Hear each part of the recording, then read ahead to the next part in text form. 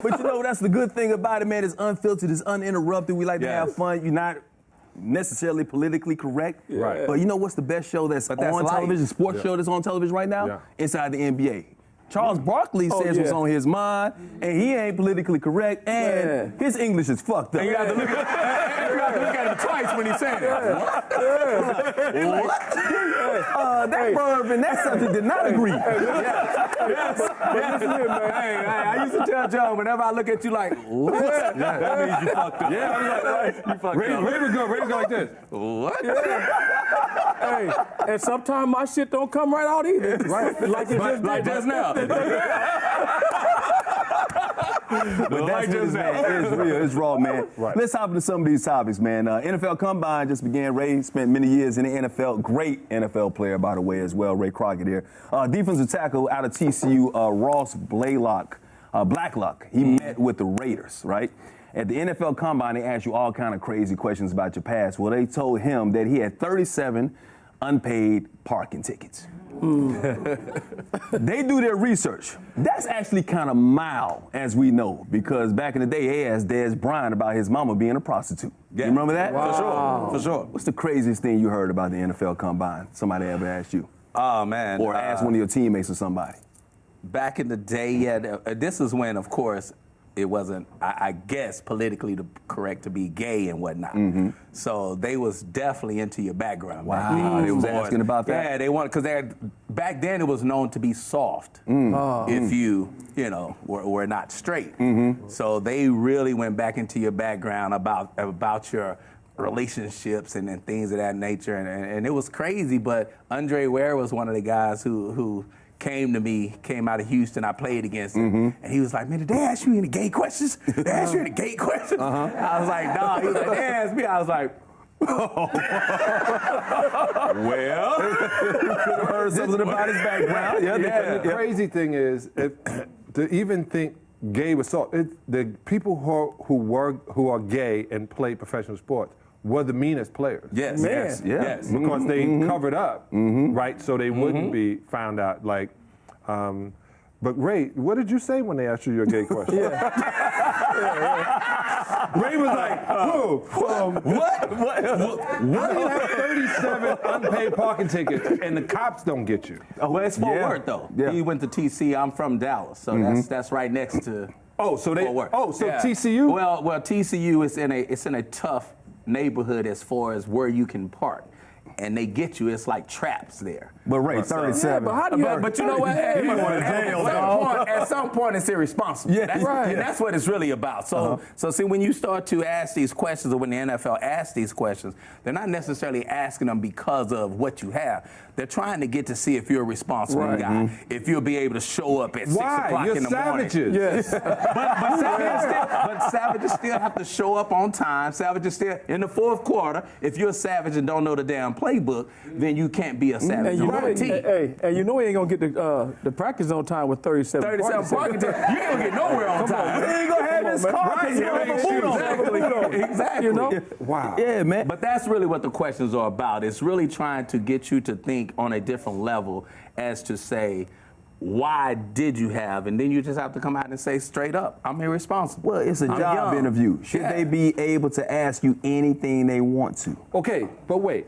If you have 37 unpaid parking tickets and you're a star athlete, that's the reason you have 37 unpaid parking tickets. Wow. Yeah. Because they put it on the car, he looks at it, when it comes across, they say, "Oh, Ray Crockett, I'm not even," because they would have come and got you in Los Angeles for one parking ticket. Oh, you get a boot. You get a boot. And you know what? That is the biggest problem with it, is that from when we are raised as prima donna stars, especially in Texas. Football is huge. Football is the biggest thing going. Basketball, whatever. Not in Texas. Football is what you do. Friday Night Lights. When you think of Friday Night Lights and when you think that you're that guy, you think you can get away with anything. And that's what they're trying to let him know, that we know everything when you come to this level and things have to change. Let me ask you a question, Ray. So how do they get to all your background? Like, how do they go that far? Because I got a son that plays for UConn, right? Football. starts. So youth as a freshman. As a freshman. Yeah, he's a bad boy. But are they going when if he starts to get drafted, are they gonna go way back to his family? Yeah, they're gonna know that you had, they're gonna know that you had all the hookers and everything. They gonna know. He worried about himself. He's gonna have real diamonds in there. He's gonna be like, look. They're gonna be like, look, we know your daddy. Your daddy, man. You're gonna have to buy your daddy some real diamonds. We know you love Donny, but how much do you love Drainer? Yeah, we know his side name too. But no, they will. And here's the thing is that it's so crazy that, especially now, I try to inform these kids, especially the kids that I mentor in high school and colleges, I try to inform them that social media is different. Like when he and I played, I couldn't be on social media. I was about to say, we could not be on social media. He and I could not. We were in Detroit together at the same time. Oh my gosh. We could not have existed in this time. I can imagine. It was just different. So you have to tell these kids now, especially with your son being there, social media is the devil as far as for them. They think on one level it's God. Right. You know, because everybody is out there trying to get followers, trying to get likes, trying to get loved and all that. But when it comes to that job interview, everything you put out there is out there. Yes. Yeah, I hope you heard him, Diamond Don. I hope you heard Ray. Wait, his name is Diamond? His name is Diamond Don. And you don't have diamonds in your chest? First of all, let me tell you, they trying to front on me. Let me tell you something. How you gonna say diamond on with no diamonds? Real diamonds. It was real diamonds. Come on, man. They trying to front on me now. You know I'm just playing with you. But no, for real though, and that's what it is. And I've always wondered that, even back in the day. Wonder if he got real diamonds? No, he got real diamonds. Believe me, he got real diamonds. I can tell. You definitely have real diamonds now. But they said now. But no, it's crazy how they will go to the end because what the NFL is all about. How do they do it? Yeah. Like what? They have people. They have investigators. Investigators.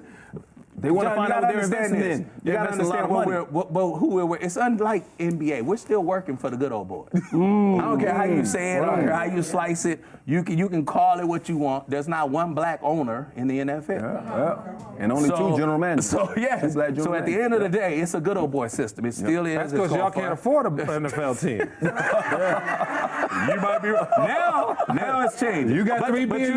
But you know what? You're right. You're right. And that's how they wanted to keep it. Yeah. Well, it's always been that way. They wanted to keep it to a level to where we could never get legacy money like that. You guys have a different CBA, and we'll talk about that later. But now legacy money has started to come about in the NFL. Yeah. So things. But even if you had an owner that was black, he's still gonna keep up with the status quo. Oh, absolutely. So it's investment. When you have savages wanting to run into each other at 30 miles per hour, we were on a show again together, and there was a guy on our show when I first got there, and he said hitting a quarterback is better than having sex. Now, when you got that mentality, now, mind you, when he said that, I did not agree. I'm just gonna be the first. Hold on a second. How much money do you get for having sex? Oh, well, how much money do you get for hitting a quarterback? Claudia show? What are you asking? I'm just asking.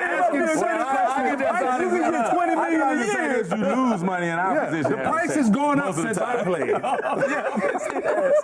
Hey, let's move on to another topic, man, because a guy who actually had a checkered past, actually it was the first round, he was the number 1 draft pick in the NFL a couple of years, last year.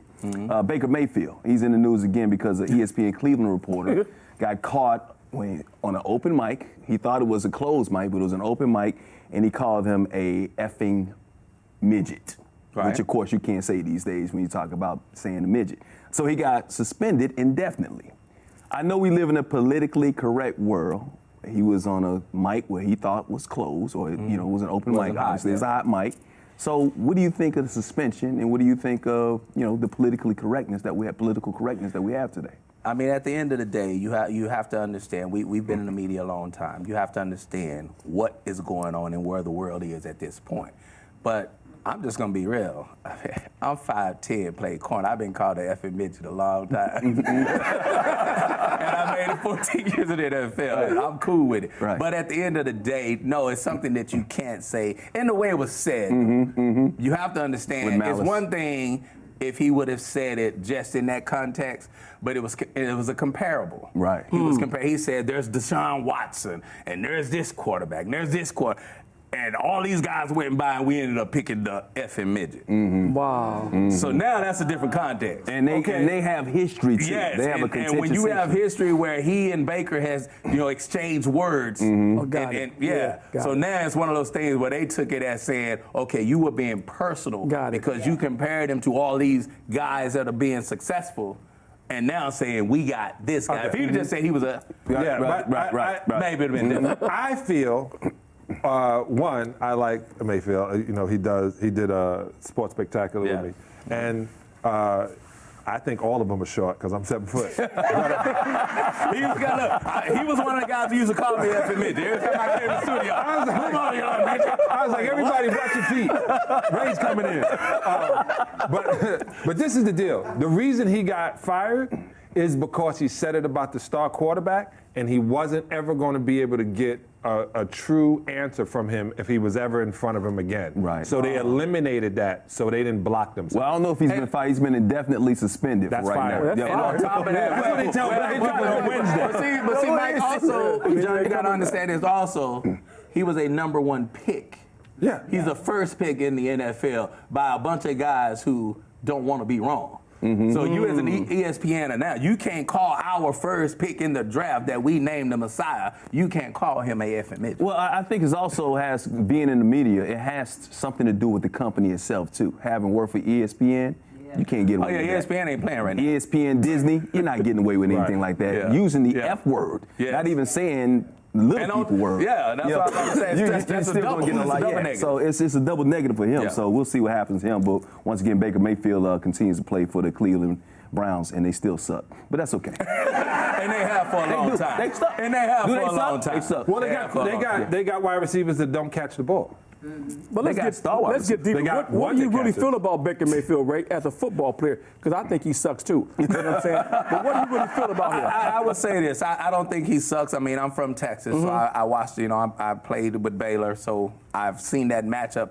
And I don't think he sucks, but I do think he was overrated for where they put him as when you look at somebody and when you evaluate talent, me being a cornerback who's accustomed to intercepting Hall of Fame quarterbacks, I didn't feel he was nowhere on that level to where they put. Are you talking about number 1 pick? Number 1 pick in my draft was Troy Aikman, Hall of Fame. Hall of Fame, yep. So when I look at number 1 picks, I'm looking at, can you transcend an organization? Got it. I don't think he's that guy. Yeah. I think he has a lot of holes in his games, on top of him being smaller, shorter,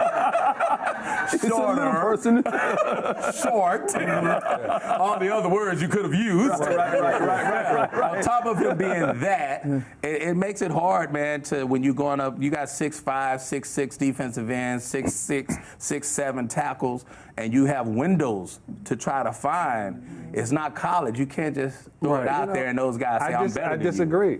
I know I should. I shouldn't be standing up for fucking midgets. Little people. They went with the joke.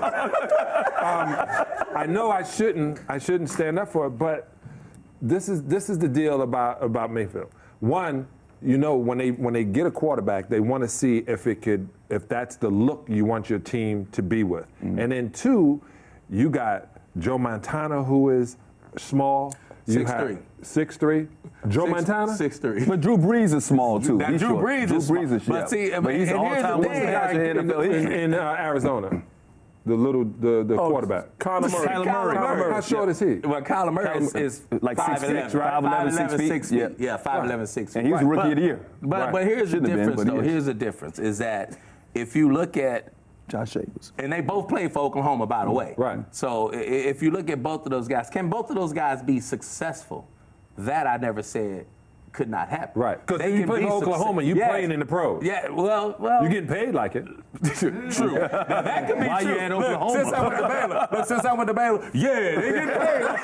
Russell Wilson is also a smaller quarterback. Yeah, that's what I'm saying. Smaller quarterbacks can be successful, but here's the thing. You have to do so many different things to make sure that they are. You know, Russell, he's not running a regular offense. You have to make sure that you have someone who understands their limitations and understands their abilities. And Russell, you know, he's a very, very athletic quarterback. He has the ability to throw the ball in any window. And he's the highest paid. Exactly. But here's the thing, though.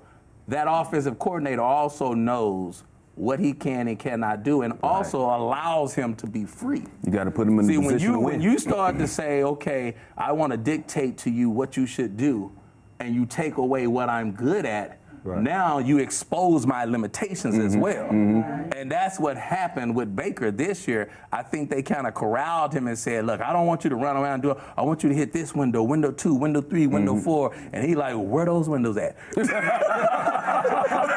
They're all closed. Because he might get better, but the Cleveland Browns still suck. They've been sucking. They suck. I'm sorry. I play with the Broncos. I'm cool with them. It's hard to say a pro sucks, though. No, the whole team sucks. Cleveland Browns. Not him. I like Baker. The whole team. No, I can't talk about Odell like that. My daughter's back there about to come out and beat you up. I love Odell. Odell was in every taller quarterback there. Hey, man, get me out of here. What he's doing.